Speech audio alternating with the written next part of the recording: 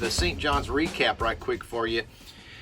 You know, going into the St. John's, I've got a lot of history there, and I get confused easily because it's Florida fishing, but there's not a lot of mats. So I decided to do something different, and I targeted Rodman Reservoir for this tournament. I thought that it would be my safest bet. I knew there was a lot of big fish there, and the water temperature was just really cold on the river when we got there. Now, it ended up warming up. Things changed every day, but for starting my practice, and I approached it with an open mind, and I started throwing a jerk bait. Rodman's full of standing timber. And what I found in practice was that if I followed the creek channels around through there, through all of this standing timber, and then used my Garmin Live Scope, I could see a lot of suspended fish. A lot like what Patrick Walters did to win Lake Fork, a lot what I do at Table Rock.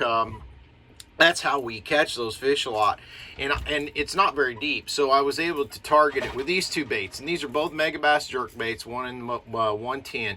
Water on Rodman was really clear, so on those bright sunny no wind days I could catch some on the Pro Blue 2 or Pro Blue, and then I'm not even sure what this color was, but I just wanted the white pearlescent to it. And it was really pretty simple. All I did was I just moved around on Live Scope. Now during the tournament, the fog delay kind of tripped me up because you had to lock into Rodman, so at that point I realized my judgment call to fish Rodman was in jeopardy. But I caught a limit the first day. I just never got a big bite. As I said, the water temperature was warming up, which means they're usually leaving standing timber places and they're going to the bank. Now, I didn't have time to check that the first day. I only had 2 hours to fish. I caught 5, and I got out of there and started working my way back, and I never had another bite on the river on the way back to the weigh-in. And what I did with that, mainly, since the water temperature was warming up, I mainly targeted the pads on the river and in the little oxbows that I'd fished over the years past that I hadn't even practiced in because they just weren't there with the quiver. And this, I'm telling you, this is an unbelievable, that 6.5 inch quiver rig Texas style on a quarter all the way up to, I'd use a 1/2 ounce weight in some instances because it's all about pitching it to the pads and the vegetation and holding it still for me. And the reason I'm holding it still is because the fish are usually trying to bed, trying to spawn on the roots of the lily pads. And it's just like blind bed fishing. You can't see that deep. So anyway, that's how I catch them, and they bite it. And it's June bug color all day, every day there.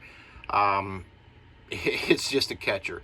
And the problem was then the second day, the real water really warmed up. I went back to Rodman. I caught a lot of fish on the jerkbait, a lot.